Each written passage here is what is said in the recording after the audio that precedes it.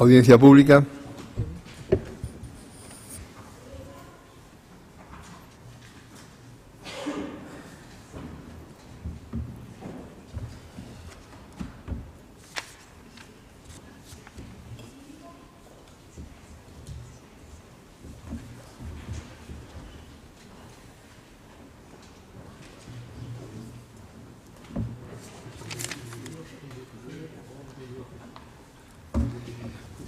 Llame, por favor, a la testigo, doña Enriqueta Chicano Jávega.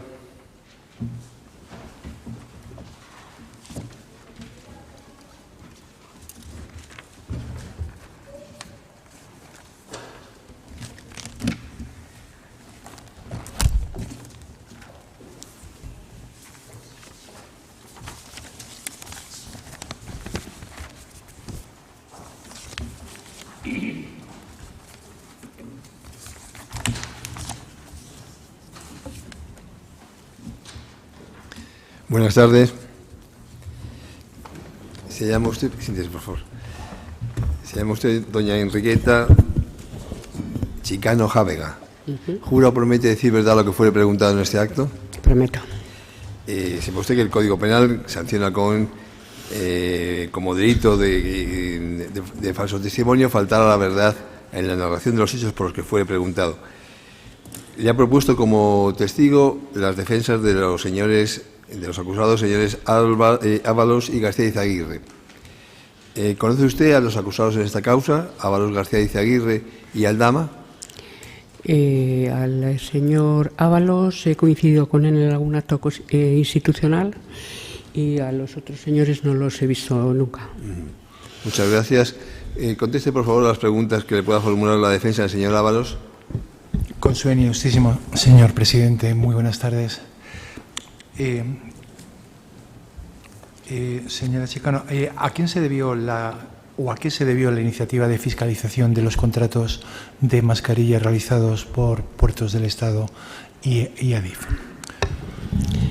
Pues se debió a que en el pleno que terminó en el año 21, o sea, el anterior al actual pleno. Perdón, ¿se podía acercar un poco más al micrófono para que se pueda grabar? Gracias. En el anterior pleno se entendió que precisamente por las características de la contratación, el momento en que se celebraba y la legislación específica que les era de aplicación constituía un área de riesgo y se documentó de esa manera la inclusión en el programa de fiscalizaciones para el año 21, no, para el año 20 me parece. De acuerdo. Entiendo que en consecuencia el criterio de riesgo venía derivado de la forma de contratación que era la de emergencia. ¿Ustedes vieron el riesgo ahí? Sí, eso sí. Bien, sobre ese parámetro analizaron los contratos. Por simplificar, ¿puede usted decir cuáles fueron las conclusiones en relación a las contrataciones llevadas a cabo respecto de Puertos del Estado en primer lugar? Es decir, analizaron el contenido de los contratos, analizaron las circunstancias de contratación, la concurrencia o no de proveedores y, en ese sentido, ¿cuáles fueron sus conclusiones? Yo de Puertos del Estado no me acuerdo específicamente, sí que hay unas conclusiones generales porque fiscalizamos más de 101 entidades públicas, además de comunidades autónomas, grandes ayuntamientos, etcétera, etcétera, y las conclusiones generales fueron que básicamente se acomodaban todos a la legislación específica, porque tenían una legislación especial que es mucho más laxa que la legislación de contratos del Estado, ¿no? Entonces fue que básicamente se acomodaban a los preceptos tanto de la ley de contratos en lo que se refiere a contratación de emergencia, como al decreto que se publicó para la contratación específica, como a las normas de la Comunidad Económica Europea. Si me permite, yo le voy a leer. Son las conclusiones que obran respecto a Puertos del Estado en el apartado, en la página 51 de ese informe. Si me permite, por recordarle las conclusiones, voy a ser muy breve respecto a 3 puntos. En primer lugar, en el apartado 30 dice que cabe entender justificada la tramitación de emergencia de estos 2 expedientes, no solo desde un punto de vista material, formal por darse los presupuestos requeridos por el Real Decreto 7/2020, sino también desde un punto de vista material o sustantivo, atendiendo a la necesidad inapelable y a su vez escasez en el mercado que existía de estos productos durante los meses de marzo y abril del año 2020. ¿Se refiere usted a eso, que efectivamente esos contratos, de acuerdo con la legislación vigente y adecuada, cumplían con la normativa en ese momento que era aplicable? Bueno, voy a hacerle, si me permite, una pequeña aclaración, porque si se refiere usted, los informes no son míos. Los informes son de un órgano colegiado compuesto por 13 personas. De acuerdo. Es más, la presidencia no participa en la elaboración de los informes. Los informes se hacen por un equipo multidisciplinar en un departamento, después van a los entes fiscalizados, después se someten a las observaciones de los 13 consejeros, 12 consejeros más el fiscal del Tribunal de Cuentas. Quiero decir que no puede haber ni una sola referencia personal, ni siquiera una opinión personal con respecto a los informes, porque los informes son lo que acaban publicándose. O sea, no hay opinión con respecto a los informes. Lo que ocurre es que el informe lo firma usted, por eso... Sí, claro, los informes los firmo yo. En todo después caso, de aprobarse por mayoría, sí. O por mayoría o por lo que sea, vamos, después de ser aprobados por el Pleno. Que no hemos tenido conocimiento de quienes los han elaborado para eventualmente traerlos aquí, por eso lo hemos traído a usted con toda probabilidad de forma inadecuada, pero quien firma el informe es usted, por eso se le ha traído. No me voy a extender mucho. El segundo aspecto es el apartado 31. Dice, en ninguno de los dos expedientes fiscalizados existe constancia de que se solicitasen ofertas, no siendo exigible en la tramitación de emergencia ni de los motivos que llevaron a seleccionar al contratista adjudicatario. Puertos del Estado ha puesto de manifiesto que en esos momentos no existía mercado y los canales habituales de suministro no estaban disponibles. ¿Ratifica usted esta conclusión, evidentemente? Si está puesta en el informe, por supuesto que la ratifico. Disculpe, porque yo le voy leyendo en función de... Gracias. Y luego, por último, en el apartado 32 dice que el objeto social de la empresa adjudicataria en el expediente 87, cuyo objeto era el suministro de mascarillas, no incluía este tipo de prestación. No obstante, el contrato fue ejecutado de conformidad con lo acordado. Es decir, como criterio general, los contratos se cumplieron por quien prestaba los servicios, es decir, las mascarillas en puertos del Estado, me estoy refiriendo, llegaron, se cumplimentaron los criterios de entrega de forma adecuada. Pues lo que diga el informe. Ya le he dicho que en términos generales, por supuesto, se adecuaron a la legislación, que era una legislación excepcional. Bien. Que no se precisó en los informes que era eso lo correcto. Sí que se recomendó después que, aun en casos de emergencia en lo sucesivo,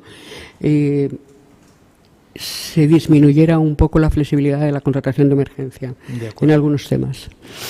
Ya son las dos últimas preguntas. En cuanto a los precios, igualmente llegan a ustedes a una conclusión que tanto en ADIF como en Puertos del Estado el precio medio fue inferior a otros parámetros de referencia de proveedores. ¿Usted ratifica también este punto? Si lo pone el informe, sí lo he visto escrito en la prensa estos días, pero no lo puedo recordar, pero si pone el informe así será. Y por último, relación... ¿En qué conclusión se apoya? En cuanto... ¿En la 32? Sí, está en la página 42 del informe.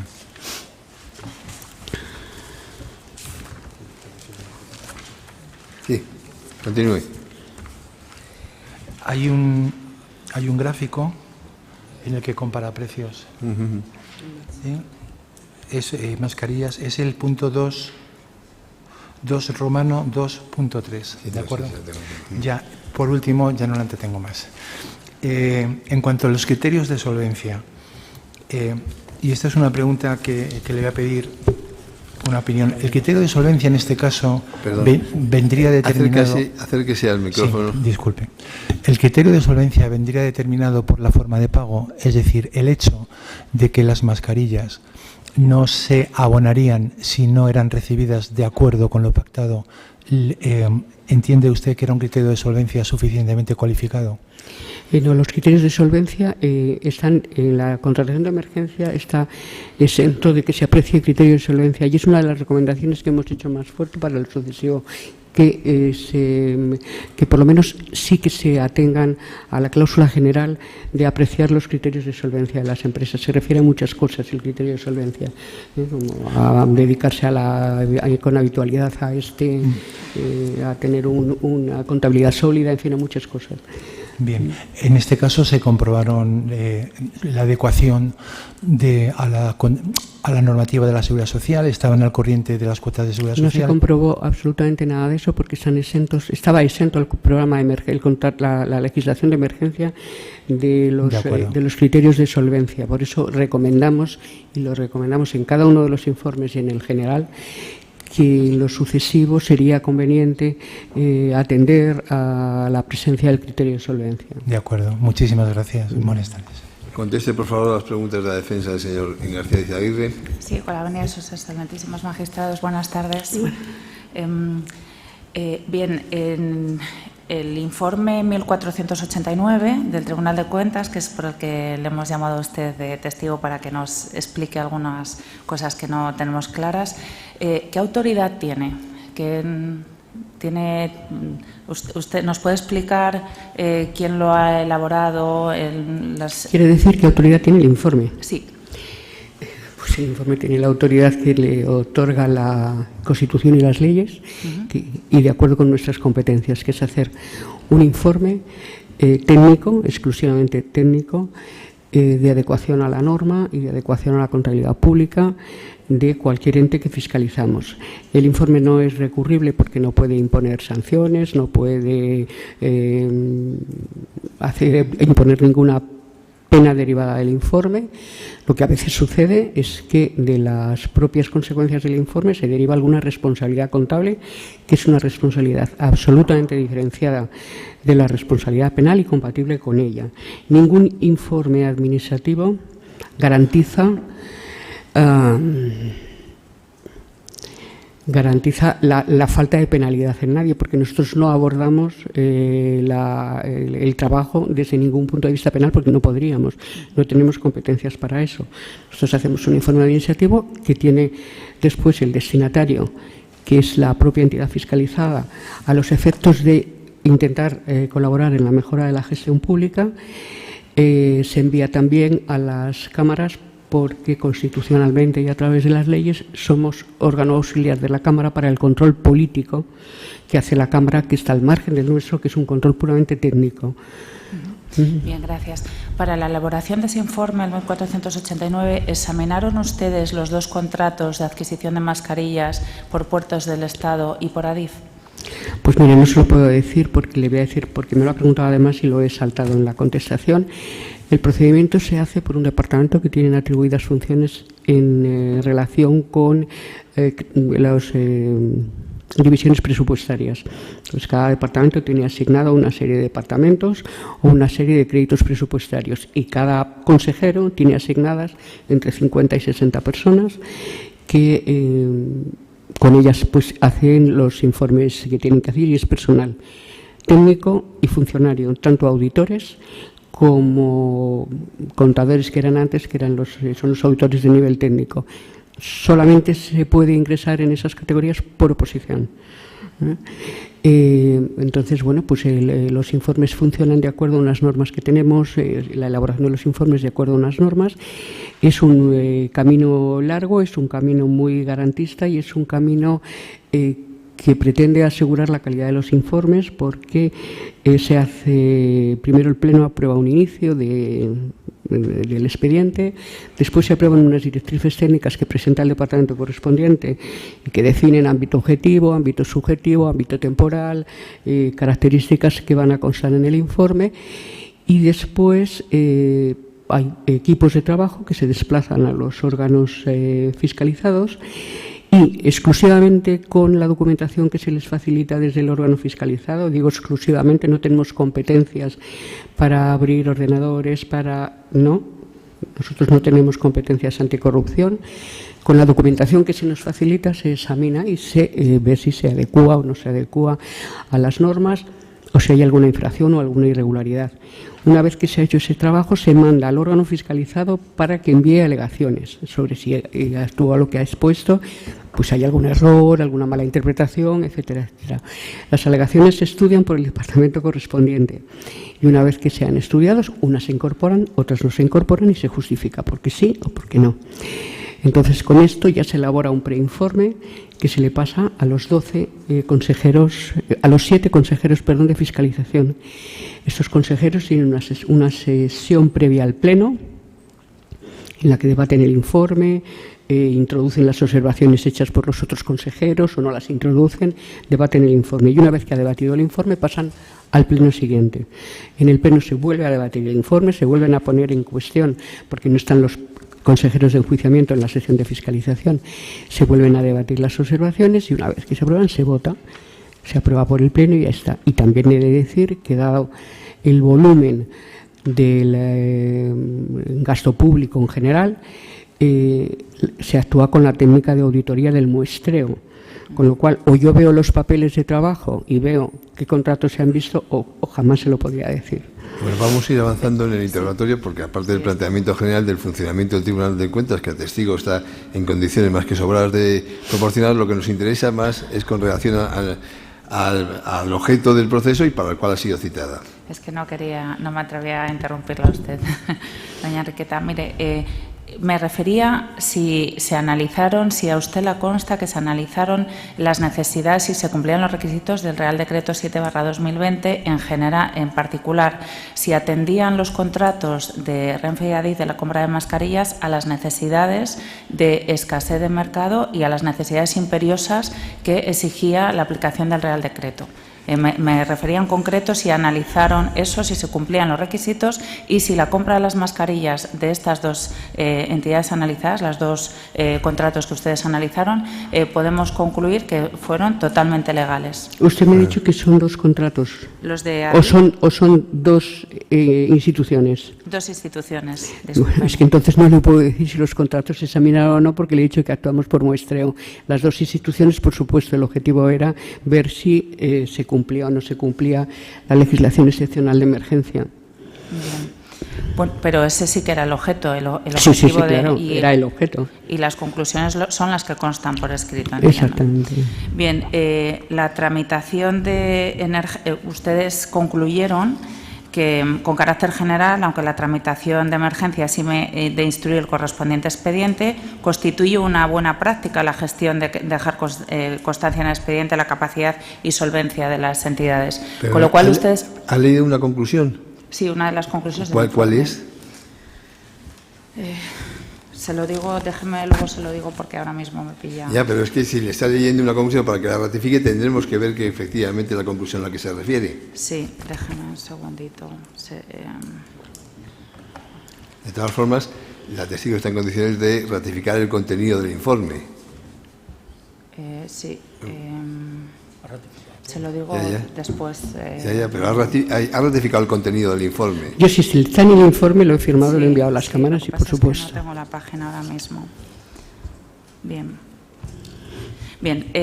lo que me refería es que ustedes distinguen los requisitos legales de las buenas prácticas y ustedes concluyeron que a pesar de no ser requisitos legales, en estos casos en concretos, se utilizaron buenas prácticas adicionales. ¿Es cierto?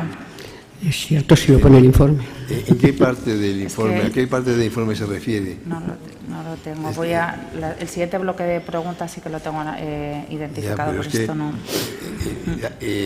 La ratificación la ha realizado la testigo. Bien, vale. Entonces, Sí, pues no haré referencia entonces a las conclusiones. Vale. ¿Ustedes analizaron el precio medio de las mascarillas? Sí, se analizó el precio medio de las mascarillas, que era absolutamente variable en función de los momentos. ¿Y concluyeron que el precio de las mascarillas estaba por debajo del mercado? En el caso al que usted me parece que se quiere referir, que sé que me ha preguntado su compañero, pero no estoy segura de que sea ese el caso, sí, porque hay una media hecha. Pero vamos, quiero decir que los precios en el periodo completo de la pandemia variaban en función del estrés del mercado, del momento de las mascarillas, de muchas cosas. Hay precios absolutamente dispares en las compraventas. ¿Recuerda usted si las mascarillas almacenadas representaban también un porcentaje mínimo de lo que suele ser habitual? Representaban, perdón. Un porcentaje mínimo de lo que suele ser habitual y que ustedes se informaron favorablemente en ese sentido. Vamos a ver, si lo informó favorablemente, consta ya en el expediente y la testigo ya lo ha ratificado. Sí, sí. Vale. Voy a, como no tengo la referencia al folio, les voy a seguir a otras preguntas, discúlpenme. Bien, en el folio 29, apartado 2.1.4 del informe, se analiza no solo desde el punto de vista formal, sino además por los presupuestos requeridos por el Real Decreto Ley 7/2020.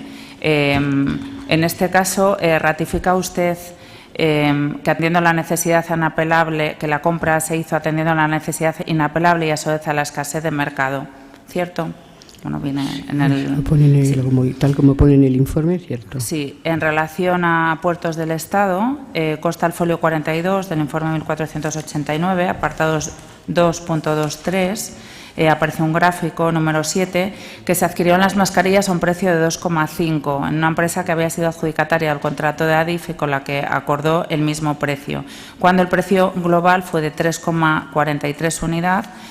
¿Puede confirmar entonces que el precio de 2,5 pagados en los contratos vinculados al Ministerio de Transporte se sitúa por debajo de la media del mercado de aquel momento, atendiendo a los datos que constan en el gráfico 7 del folio 42? Solamente lo puedo confirmar porque usted está leyendo el informe. Cierto. Y en el folio 48 del Tribunal de Cuentas, en la conclusión tercera, se afirma que todos los expedientes de ADIF se tramitaron por emergencia de conformidad con lo dispuesto en el artículo 16 del Real Decreto Ley de 7/2020 y que la justificación de la emergencia quedó debidamente justificada en el expediente. También ratifica esta conclusión, entiendo, 100%. Le vuelvo a insistir, la testigo ha ratificado todos esos extremos. Sí, sí, pues nada, no hay más preguntas. Muchas gracias. ¿El Ministerio Fiscal quiere realizar alguna pregunta? No, ninguna pregunta. ¿La acusación popular? Con su venia, excelentísimo señor, una cuestión muy breve, porque yo creo que nos hemos confundido. Esto no es una pericial, esto es una testifical y una testigo que se ha limitado a ser presidenta de un órgano constitucional. Vale. Eso es una valoración, pero... No, se ha aprobado como prueba testifical. Entonces, la señora así no venía ha visto propuesta. nada que pueda contarla a la sala. Pero no obstante, como se ha tratado de sacar conclusiones que en mi juicio son un poco desviadas, con su venia voy a hacer una mínima valoraciones. Son valoraciones. Formule sí, claro, la pregunta. Claro, es que no iba a preguntar, pero como le han extraído una conclusión de que... Bueno, en todo caso, vamos a formular la pregunta. Sí, señora presidenta, muchas gracias. Vamos a ver, el Tribunal de Cuentas, según su ley reguladora de 1982, tiene por objeto la fiscalización de las cuentas y la gestión económico-financiera. Es así, ¿no? Así es. El informe que han emitido no es un informe de legalidad, ¿no? Entiendo que es un informe de contabilidad, como los que hace el Tribunal de Cuentas. Normalmente los informes son de legalidad, son de cumplimiento, son de contables, financieros puramente, y ahora últimamente son de evaluación de políticas públicas. ¿Perdón? ¿De qué? De evaluación de políticas públicas últimamente. Quiero decir que esa es una edición del artículo de carácter general. Hay informes que se hacen solamente desde un punto de vista de cumplimiento, otros que se hacen desde el punto de vista de legalidad, otros que se hacen desde el punto exclusivamente financiero. Yo le agradezco su deferencia, pero le pido que mire a la sala porque si no, no se va a oír. No me mire a mí, por favor. Vamos a ver, por lo tanto, hay distintas páginas del informe del Tribunal de Cuentas que distinguen entre la legalidad y entre las buenas prácticas. Como mi compañera ha intentado mezclar ambas cosas, diciendo que la legalidad implica las buenas prácticas. Sin hacer valoraciones, formule la pregunta. No, pero antes de que salte, pero no haga valoraciones. Pues entiendo que tengo derecho a hacer una evaluación de un contexto. No, tiene derecho a formular preguntas. Bien, voy a formularla. Ustedes en su informe dicen que como buena práctica justificar, aunque haya una situación de emergencia, sería una buena práctica justificar los motivos que llevaron al contratista a seleccionar al contratante a seleccionar a un contratista determinado. ¿Usted recuerda esta recomendación, esta buena práctica que no se observó en estos contratos? ¿Que no se observó, dice? Sí, como buena práctica, página 30, en ninguno de los dos expedientes respecto de puertos existe constancia de que se solicitaran ofertas ni de los motivos que llevaron a seleccionar al contratista adjudicatario. Esto lo dice el informe. Pues si se constató que no hubo esa concurrencia, es que no la hubo. Claro, y entonces yo le pregunto, aún en situación de emergencia, ¿considera el Tribunal de Cuentas que es una buena forma de gestión indicar los motivos por los que en el caso concreto no se ha seleccionado con arreglo a un criterio de mayor concurrencia? El Tribunal de Cuentas no pone en cuestión, no puede poner en cuestión la legislación. El Tribunal de Cuentas lo que intenta es ver cómo se adecúa la práctica de la gestión económico-financiera de un ente con la legalidad. La legalidad en aquel momento era la contratación de emergencia. Y lo más que a lo donde más hemos llegado, y creo que lo he repetido ya, es a recomendar que en sucesivas situaciones de emergencia, si se produjeran, se tuvieran en cuenta algunas cuestiones que no se tienen en cuenta ahora en la legislación de emergencia de la propia Ley de Contratos. Por ejemplo, en la página 30 dice el informe, como buena práctica de gestión, dejar constancia de la capacidad y solvencia de las empresas. Esta es una de las buenas prácticas que ustedes recomiendan. Claro, es una buena práctica porque la legislación de emergencia no la exige. También sería una buena práctica en la página 30 que la empresa con la que se contrate tenga un objeto acorde con el contrato que se está adjudicando. También sería una buena práctica. ¿En qué apartado de la página 30? Página 30. Ya, ¿en qué va? Respecto a la contratación de puertos del Estado. Ah, vale. Sí. Y lo mismo en cuanto a la selección por parte de ADIF, página 16, se dice que el único motivo invocado por ADIF para seleccionar a ese contratista era que previamente había contratado con puertos. Eso se validó pues porque era una situación de emergencia, pero también se pone de manifiesto esta circunstancia en el informe. ¿Usted lo recuerda esto? No lo recuerda. Bien, pasa lo mismo con el objeto social. Vuelven a decir que el objeto social no es acorde con la contratación que se está realizando. ¿En qué apartado, por favor? El apartado en la página 17, capacidad y solvencia, el objeto, el proveedor del mismo, el objeto está así en la página 17, capacidad y solvencia, el objeto del contrato. No obstante, se ha verificado que en todos los expedientes, excepto en el número 1, que es este, el objeto del contrato se encontraba incluido en las actividades que integraban, es decir, en el contrato que hizo ADIF para la compra de mascarillas. El tribunal critica que el objeto social de la empresa adjudicataria no era nada relacionado con el contrato que se había adjudicado. Y finalmente, por terminar con este asunto que valoraremos en la prueba, hay una cuestión que sí me parece relevante que indican ustedes en la página 19 respecto del contrato de ADIF. Ponen ustedes de manifiesto que en el caso del contrato de ADIF hubo un pago anticipado. Dice así: únicamente en el expediente número 1 existió un abono a cuenta de las actuaciones preparatorias.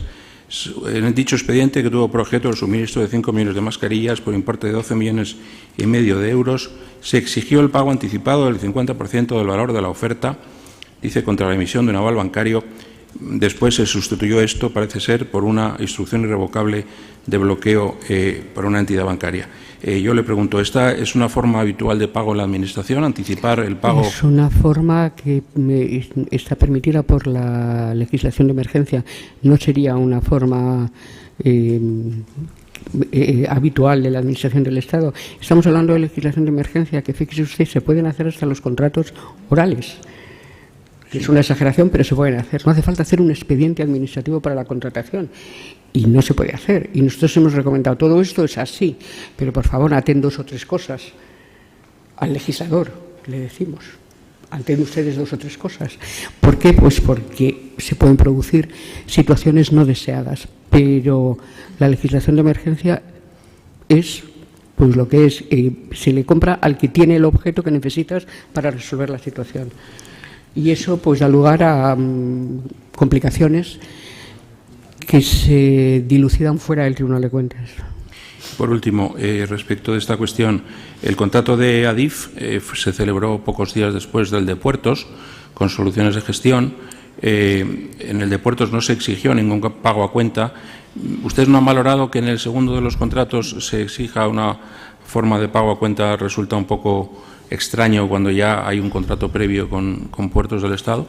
No, pues son 2 entes diferentes y seguramente 2 momentos diferentes. Y ya le digo que la legislación de emergencia tiene esas posibilidades.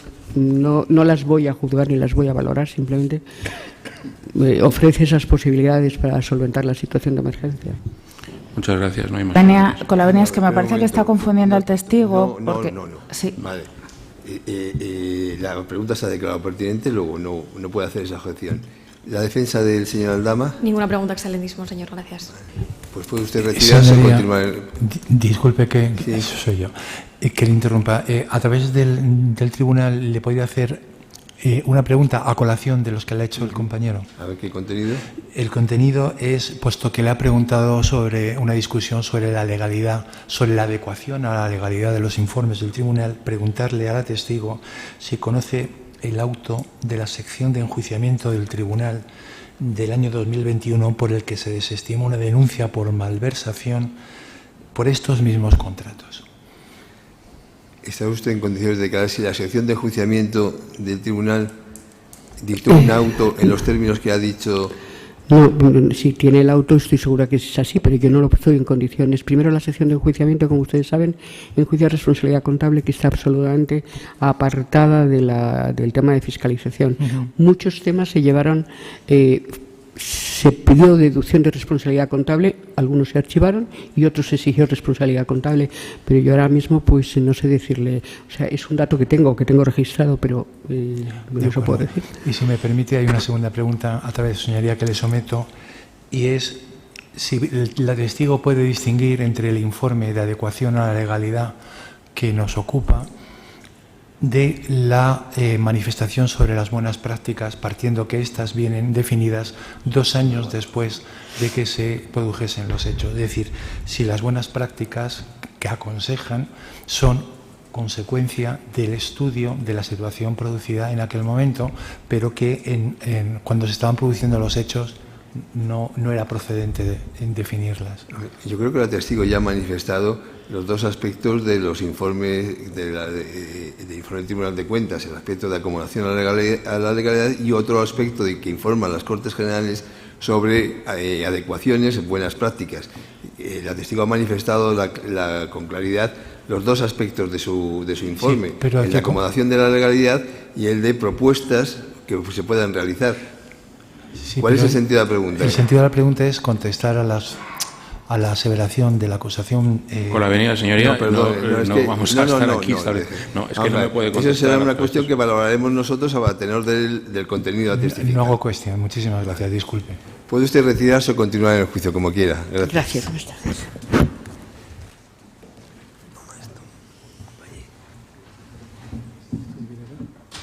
Llame, por favor, al testigo don Juan Carlos Cueto Martín.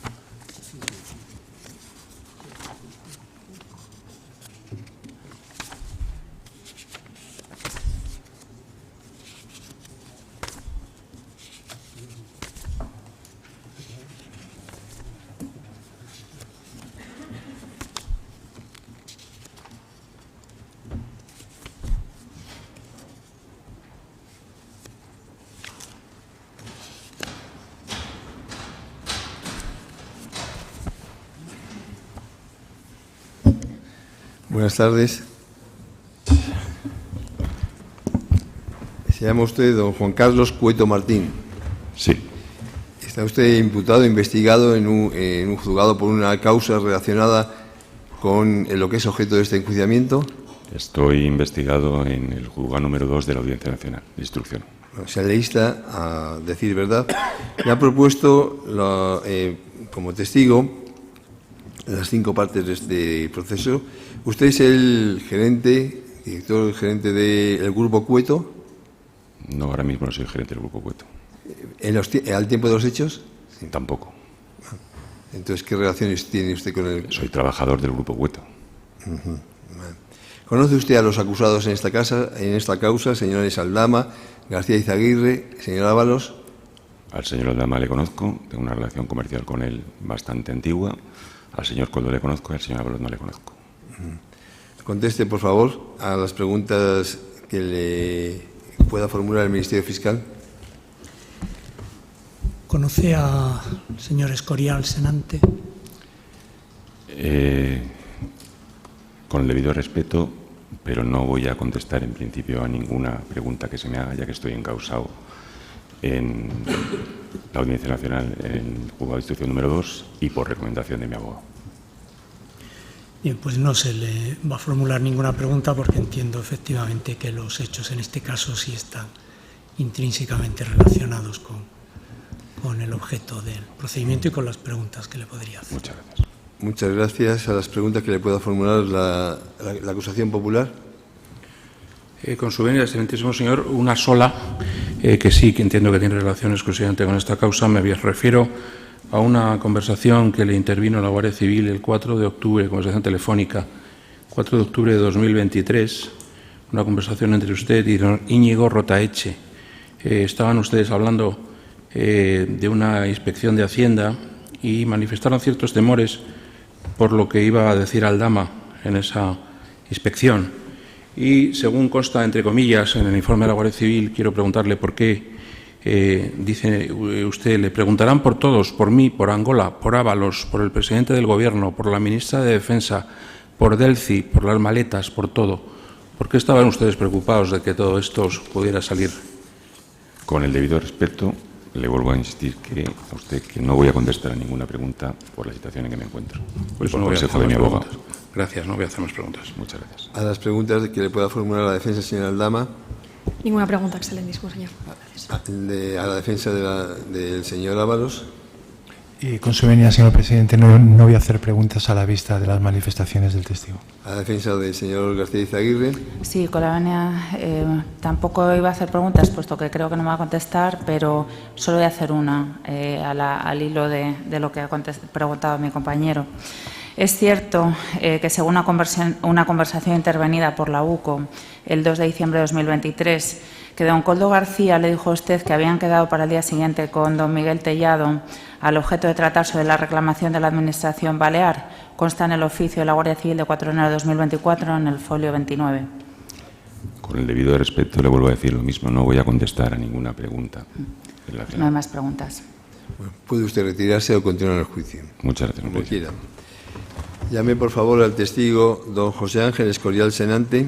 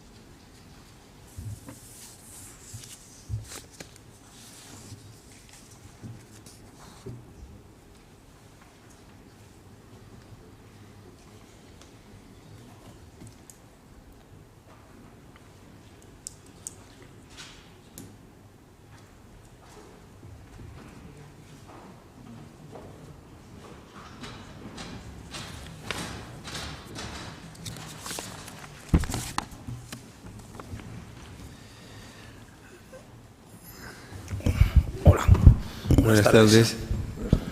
Su nombre es don José Ángel Escorial Senante. Correcto. ¿Jura o promete decir verdad lo que fuere preguntado? Juro. Sepa que el Código Penal castiga como delito de falso testimonio faltar a la verdad en la narración de los hechos por los que fuere preguntado.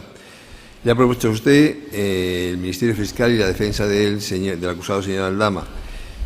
Usted, al tipo de los hechos, es el administrador de la empresa Soluciones de Gestión. Sí. Conteste, por favor. Perdón, ¿conoce a los acusados, señores Aldama, señor García Izaguirre, señor Ábalos? Al señor Aldama coincidí ya alguna vez con él, alguna llamada y demás. A los otros dos no he coincidido nunca en mi vida, ni he estado con ellos en ninguno. Conteste, por favor, a las preguntas que le formule el Ministerio Fiscal. Con la venia. Señor Escorial Senante, ¿recuerda usted haber firmado con Soluciones de Gestión el 16 de marzo del 2020 unos contratos con dos empresas del Grupo Cueto, Comercial Cueto 92 y Comercial Cueto 92 Internacional. Sí, yo firmé un contrato por indicación de la propiedad. La fecha exacta, la verdad es que no sé exactamente si fue el 16, el 18, el 20, bien, pero sí que firmé los dos contratos a indicación de la propiedad para asesoramiento en la ejecución de estos contratos que la compañía había sido encargada. Cuando se refiere a la propiedad, se refiere a don Íñigo Rotaeche, correcto, al señor Cueto. A don Íñigo Rotaeche era principalmente, era el dueño de la sociedad. Y ha hablado usted ha reconocido unas relaciones con don Víctor de Aldama. ¿Fue Víctor de Aldama quien le ofreció a usted esta oportunidad de negocio? Yo tuve relación con él como consecuencia de esto y bueno, trataba más con alguna gente de su compañía, pedir los datos de la sociedad y demás, pero ni negocié los términos de ningún contrato ni estuve con él en ninguna reunión relativa a estos contratos. ¿Quién le ofreció a usted entonces esta oportunidad de negocio, la que se plasma en el contrato? Me vino a través de la propiedad de la sociedad, a través de don Íñigo Rotaeche, que fue el que me indicó que la sociedad estaba mirando estas oportunidades de negocio y a raíz de eso, yo estuve involucrado en la elaboración de los contratos y demás, pero sin tener una participación directa en lo que eran las adjudicaciones o en lo que era la contratación de los asesores que asesoran a la compañía para el desarrollo de estos contratos.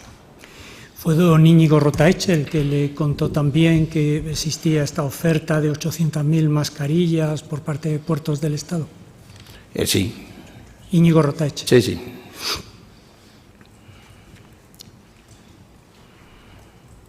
¿Recuerda otro contrato celebrado con Anglia Global, representada por Joaquín Pardo Ulvi, y que se celebró el 24 de marzo, también con Soluciones?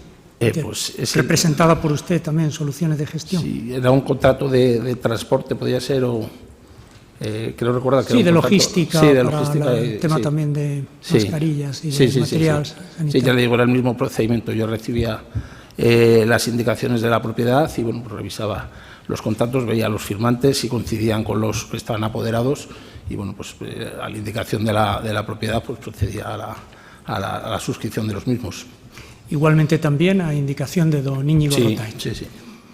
Mira, en este contrato con Anglia, que es de 24 de marzo, se dice que Soluciones ha sido adjudicataria de varios contratos con el gobierno español, cuando en esa fecha Soluciones solo había sido adjudicataria de uno, con Puertos del Estado. No, ¿usted sabe por qué se dice esto? Lo desconozco, la verdad es que... ¿Sabe por qué Soluciones, o por qué razón Soluciones de Gestión firma el 22 de marzo del 2020 un contrato con las empresas del señor Aldama, de Luxe, Fortuna y MMT Capital? Lo que incluía el contrato era por un tema de asesoramiento logístico, suministro o consecución o facilitación de proveedores de mascarillas y asistencia en la coordinación de los contratos.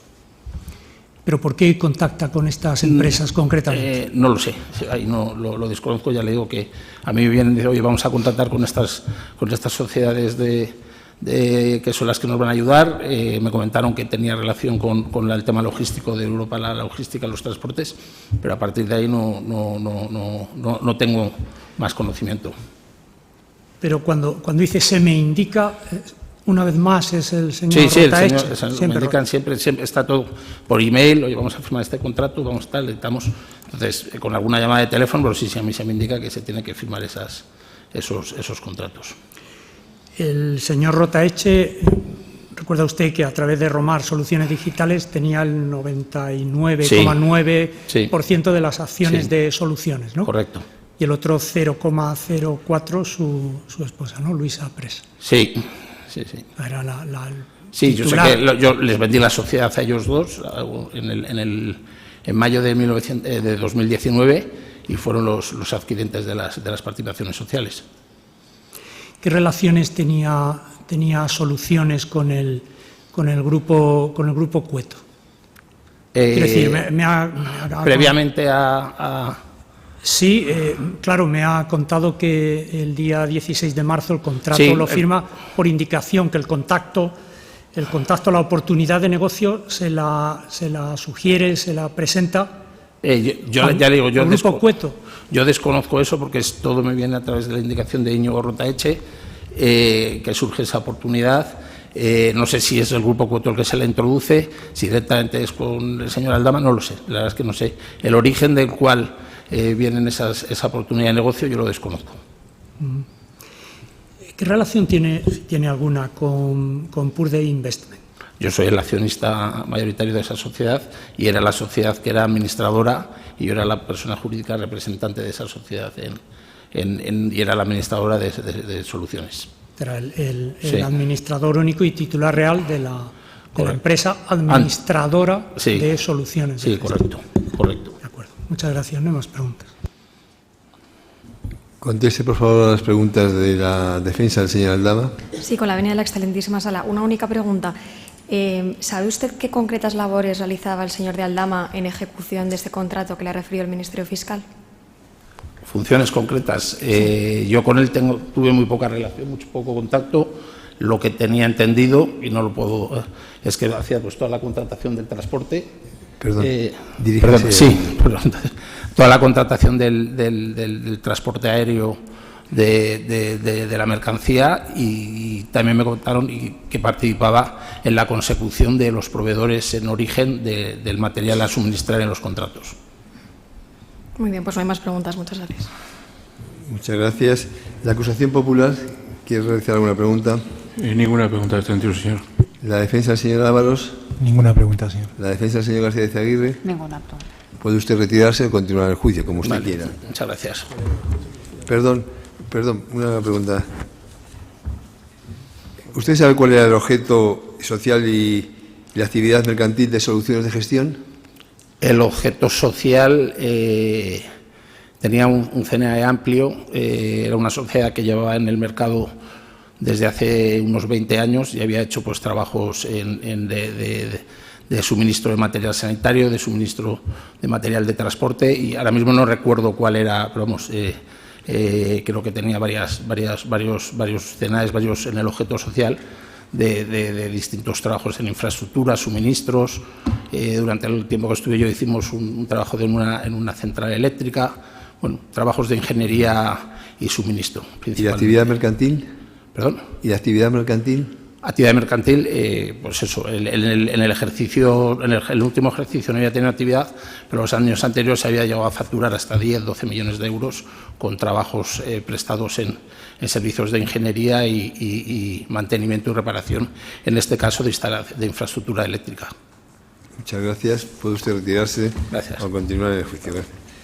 Llame, por favor, al testigo don Juan Fernández Palomino. Esto va pillado.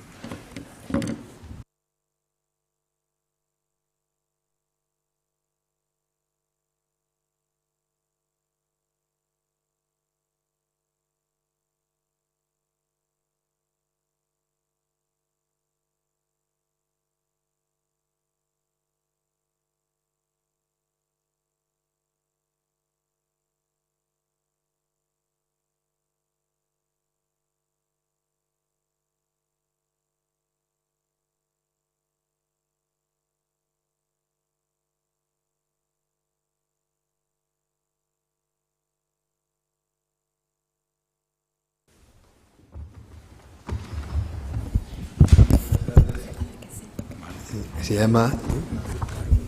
Gracias. Se llama usted don Juan Fernández Palomino. Sí. ¿Juro o promete decir verdad lo que fuere preguntado en este acto? Sí, lo juro. ¿Es usted funcionario del Ministerio de Transportes? Exacto. ¿En qué actividad? ¿Cuál es? Soy del Cuerpo de Administradores Civiles del Estado y soy actualmente el director general de carreteras. ¿Al tiempo de los hechos? ¿Año No, 20, soy 21? desde 25 de octubre del 2022, posterior a todo esto. Vale. Le ha propuesto la defensa del señor Ábalos.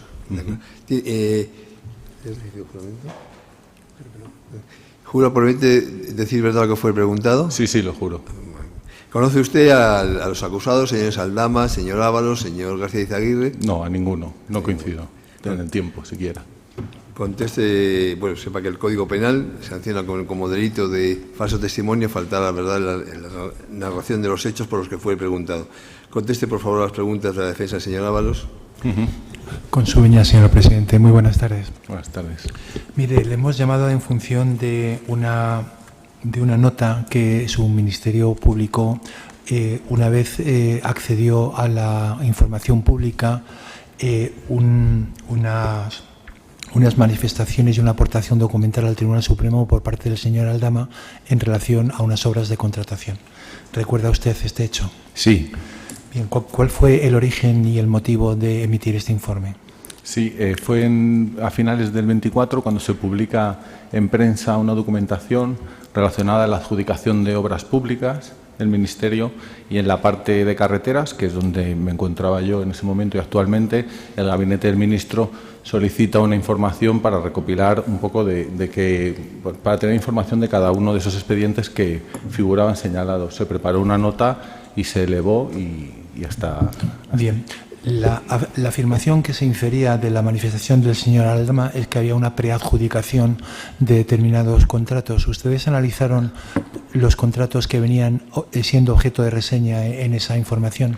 Se analizaron los contratos que figuraban subrayados, que recuerdo que eran cerca de 40, pero se analizó la tramitación de los mismos, que es el acceso a la información pública, la información que está en la plataforma de contratación pública, y simplemente se recabó hechos cuando se licitaron, porque era un periodo previo también a nosotros, cuando se licitaron, bajo qué mandato de ministro y la tramitación que se había seguido. Fue una recopilación de información. Bien, había una significación de determinados colores. ¿Ustedes analizaron los dos colores? Perdón, ¿qué relación tiene con el objeto del proceso? Porque creo que se refiere a contrataciones. Sí, señoría, ya tuvimos ocasión de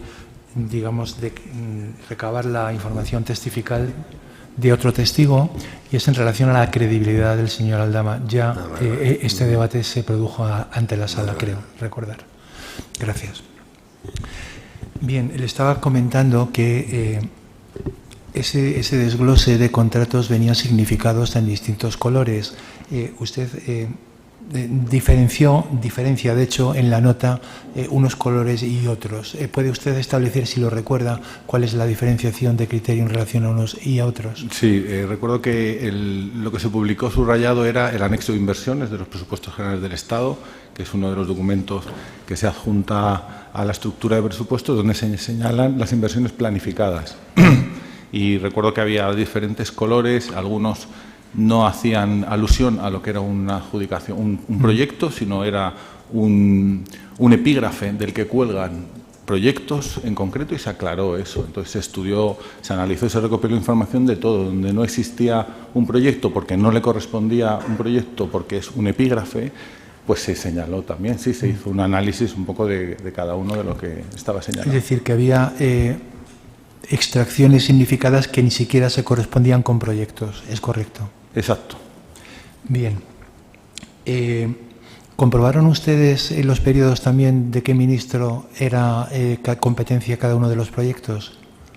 Los proyectos que sí que estaban definidos. Las licitaciones, sí, se cogió la fecha de licitación y todo el proceso, licitación, adjudicación, etcétera, y se identificó bajo qué ministro se licitaron cada una de las obras. Bien, en el informe dice que de las 39 actuaciones señaladas, 21 se licitaron, una con la ministra Ana Pastor, 3 con el ministro Íñigo de la Serna, 6 con el ministro José Luis Ábalos y 11 con la ministra Raquel Sánchez.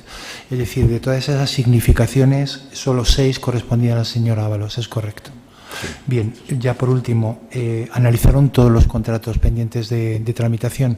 ¿Detectaron alguna irregularidad en la adjudicación que se había realizado? No, se analizó la tramitación, si había alguna incidencia o algún defecto identificable, pero bueno, en la información que obra no es posible detectar nada más, que se dijo que estaba correctamente planificado. Hay una manifestación en relación a los modificados.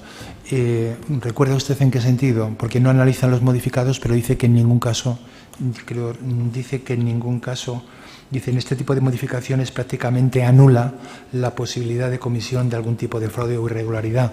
¿Puede usted explicar un poco esto? ¿Por qué los modificados no siendo analizados infieren ustedes que tampoco puede haber habido irregularidades? No se analizaron por la extensión que requiere, porque los modificados son proyectos de ingeniería en sí también integrados en la propia obra, pero lo que se vino a decir era no se ha detectado anomalía en la tramitación y entendemos que en la tramitación de los modificados, que se sigue la misma fórmula, pues tampoco existiría un fallo de procedimiento, que es hasta donde se alcanzó, no se profundizó más que en el procedimiento. Muy bien, pues no hay preguntas, gracias. Vale.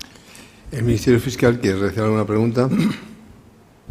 Sí, solo una. Cuando dice que se han analizado, se ha estudiado, ¿quién ha estudiado esos expedientes? ¿Se han analizado los expedientes en la profundo? Dirección General de Carreteras y la unidad de apoyo, el equipo, yo con, digamos, el equipo más cercano, que fue recopilar de la plataforma de contratación del sector público pues los informes que se iban publicando para tener un dossier, digamos, identificable fácilmente de todo. ¿Le pasaron estos informes a la IGAE? Al gabinete del ministro. El gabinete del ministro es el que ha repasado. Es el que lo solicitó.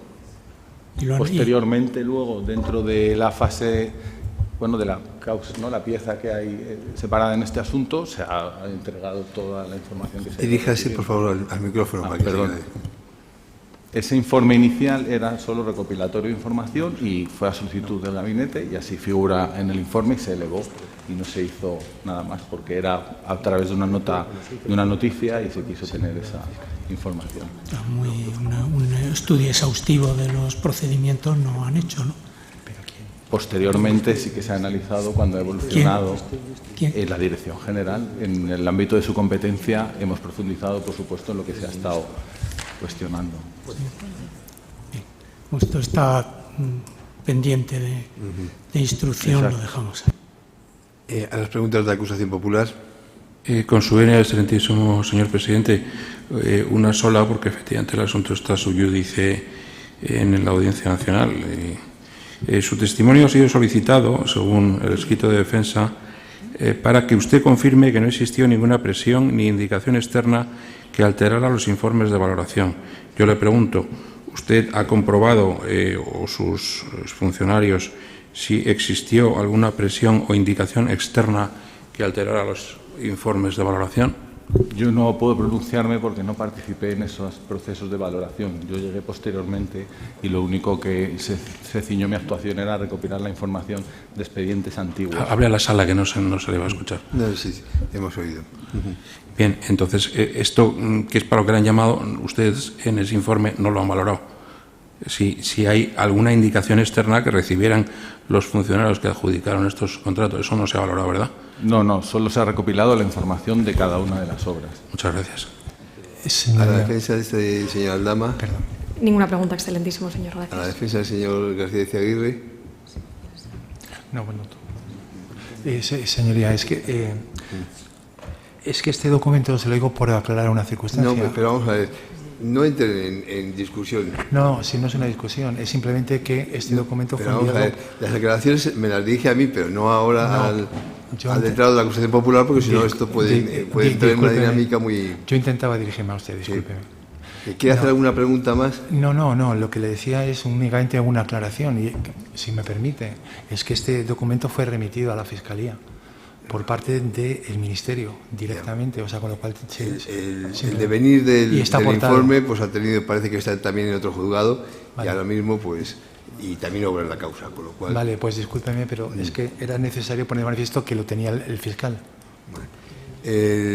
La defensa del señor García Izaguirre.